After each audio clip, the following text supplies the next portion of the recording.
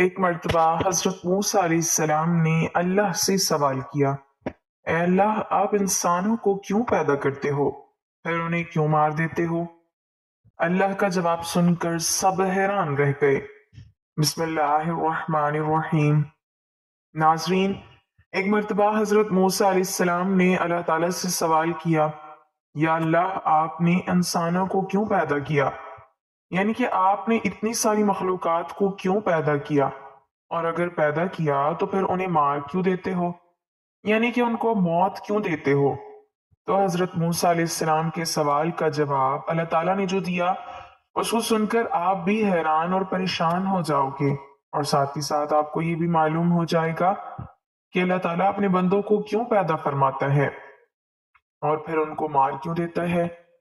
ناظرین، جیسا کہ آپ سب جانتے ہو کہ حضرت موسیٰ علیہ السلام اللہ سے ہم کلام ہوا کرتے تھے، یعنی کہ اللہ سے بات کیا کرتے تھے۔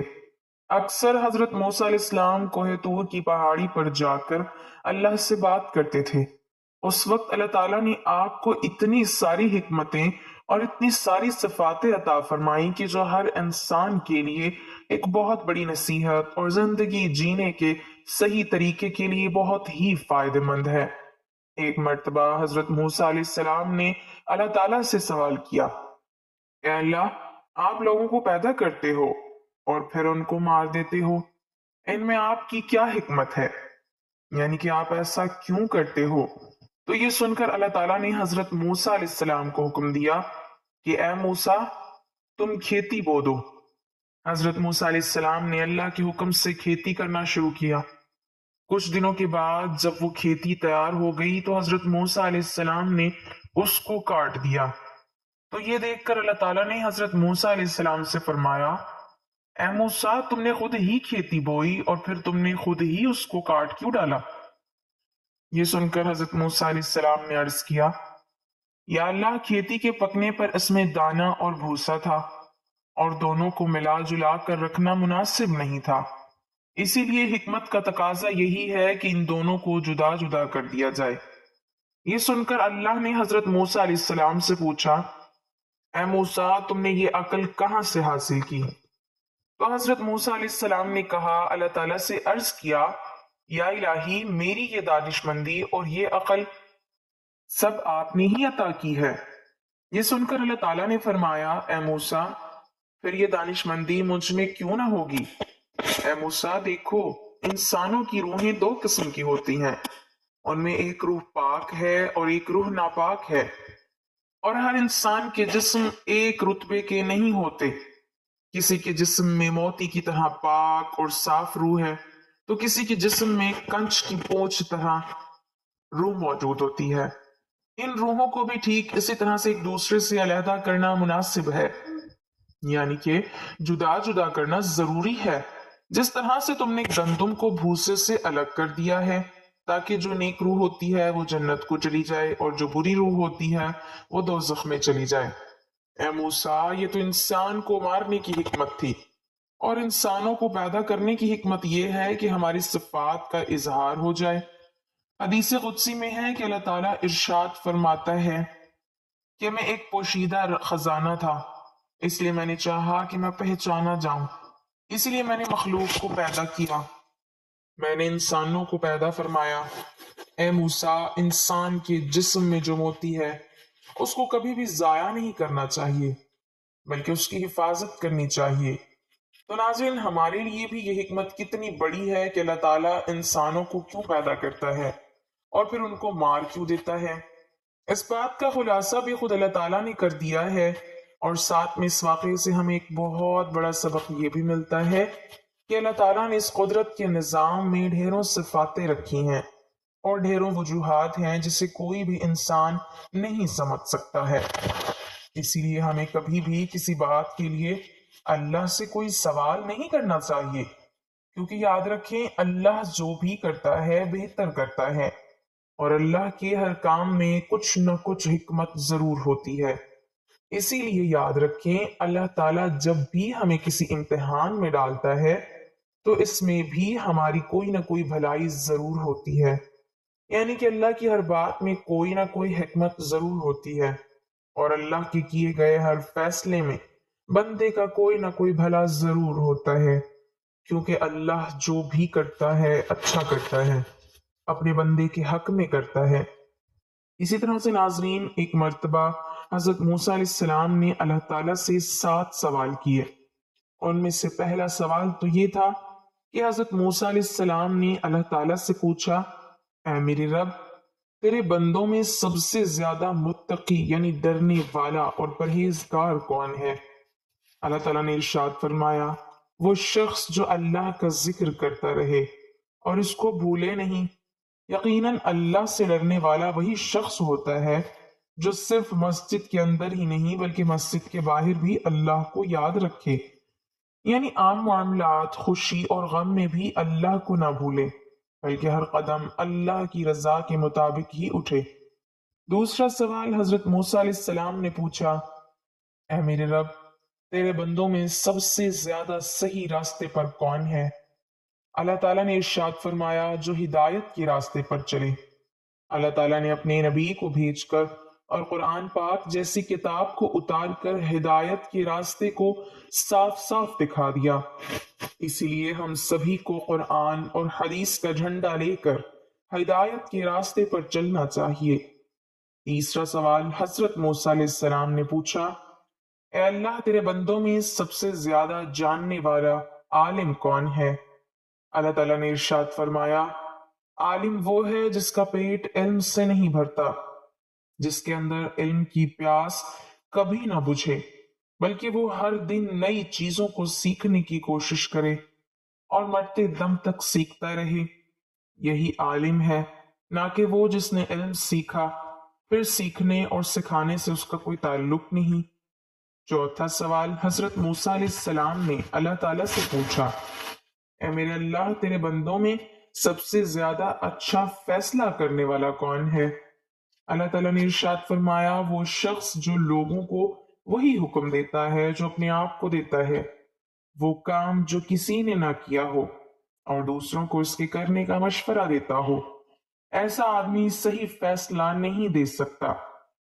پانچواں سوال حضرت موسیٰ علیہ السلام نے اللہ تعالیٰ سے پوچھا، اے میرے اللہ، تیرے تمام بندوں میں سب سے زیادہ عزیز ترین بندہ کون سا ہے؟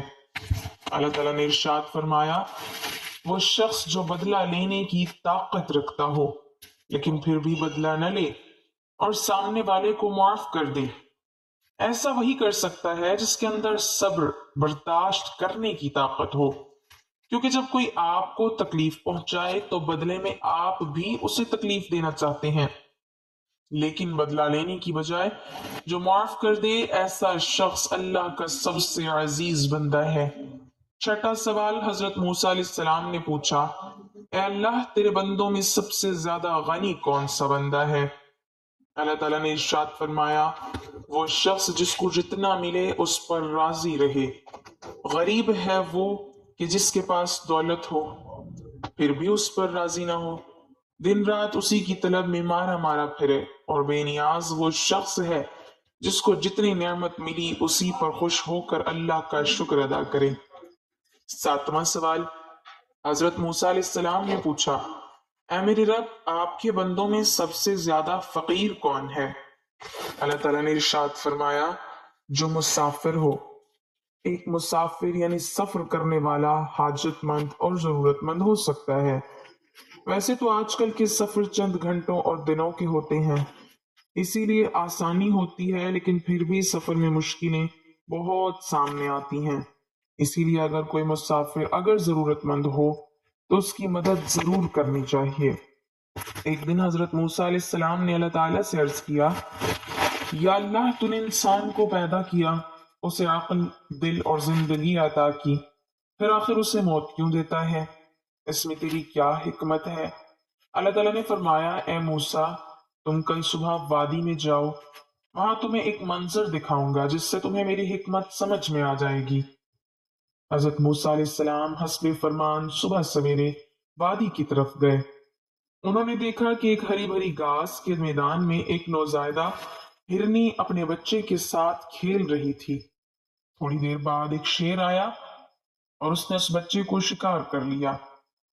حضرت موسیٰ علیہ السلام کا دل بھر آیا اور انہوں نے کہا، اے پروردگار، یہ ننھا سا بچہ کس جرم میں مارا گیا؟ اللہ تعالیٰ نے فرمایا، اے موسیٰ ابھی صبر کرو، دیکھو آگے کیا ہوتا ہے۔ کچھ دیر بعد وہی شیر ایک شکاری کے تیر سے زخمی ہو کر مر گیا۔ حضرت موسیٰ علیہ السلام نے پھر عرض کیا، یا رب، یہ کیسا نظام ہے؟ ابھی تو شیر جیتا تھا، اب وہ بھی مر گیا۔ اللہ تعالیٰ نے فرمایا، اے موسیٰ اب دیکھو آخر میں کیا ہوتا ہے۔ تھوڑی دیر میں وہی شکاری ایک پہاڑی سے نیچے گرا اور خود بھی مر گیا۔ حضرت موسیٰ علیہ السلام حیران رہ گئے۔ تب اللہ تعالیٰ نے فرمایا، اے موسیٰ، تم نے جو ہرنے کا بچہ دیکھا تھا وہ بچہ پچھلے جنم میں ظالم تھا۔ اس نے اس شکاری کے والد کو ناحق قتل کیا تھا۔ میں نے اس بچے کی روح کو دنیا میں بھیجا تاکہ اس کے گناہ کا بدلہ دوں۔ پھر میں نے شیر کو اس بچے پر مسلط کیا تاکہ انصاف ہو جائے۔ پھر شیر کو مارنے والے شکاری کو بھی موت دی تاکہ میں اسے بھی اس کے اعمال کے بدلے جزا دوں۔ اے موسیٰ، میرا ہر فیصلہ عدل پر مبنی ہے۔ موت میرے نظام انصاف کا حصہ ہے، ظلم کا خاتمہ اور عدل کا آغاز۔ حضرت موسیٰ علیہ السلام کی آنکھوں سے آنسو بہنے لگے۔ انہوں نے عرض کیا، یا رب، تو پاک ہے، تیری ہر تقدیر میں حکمت ہے۔ ہم ظاہری آنکھوں سے دیکھ کر فیصلہ کرتے ہیں، مگر تیری تدبیر وہ جانتا ہے جو باطن کو سمجھتا ہے۔ اللہ تعالیٰ نے فرمایا، اے موسیٰ، اسی لیے میں نے موت کو زندگی کے بعد رکھا تاکہ ہر ایک کو اس کے اعمال کے مطابق بدلہ دوں۔ موت نہ ظلم ہے نہ انتقام، بلکہ عدل کی ابتدا ہے۔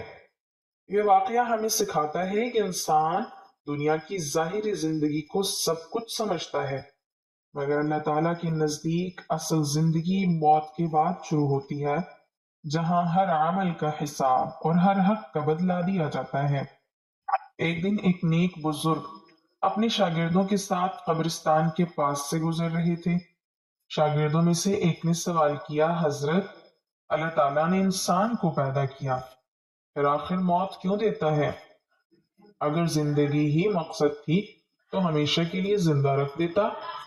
بزرگ مسکرائے اور کہا، بیٹا، آؤ میں تمہیں ایک مثال سے سمجھاتا ہوں۔ وہ سب ایک کاریگر کے پاس گئے جو مٹی کے برتن بنا رہا تھا۔ بزرگ نے شاگرد سے کہا، دیکھو، یہ مٹی کے ڈھیر کو دیکھ رہے ہو؟ اس کاریگر نے اس سے خوبصورت برتن بنائے۔ اب اگر کوئی برتن ٹوٹ جائے تو کیا یہ نقصان ہے یا فائدہ؟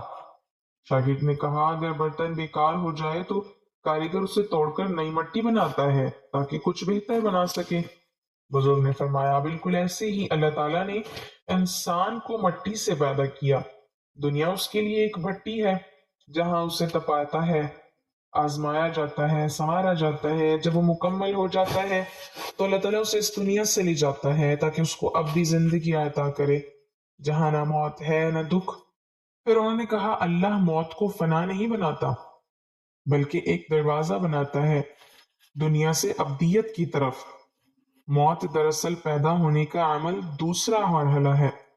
شاگرد کی آنکھوں میں آنسو آ گئے۔ اس نے کہا، حضرت، تو گویا موت ختمی انجام نہیں بلکہ اصل زندگی کی شروعات ہے۔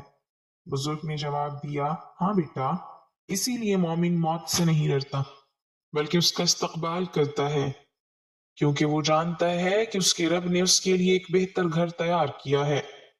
پھر انہوں نے قرآن کی آیت پڑھی، الذی خلق الموت والحیات لیبلوکم ایکم احسن عملا۔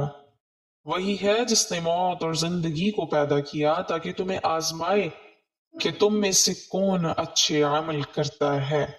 اللہ پاک ہمیں عمل کی توفیق عطا فرمائے اور ہمارا خاتمہ ایمان پر فرمائے، آمین۔ ناظرین، کمنٹ باکس میں اللہ تعالیٰ کے 99 ناموں میں سے ایک نام ضرور ٹائپ کریں۔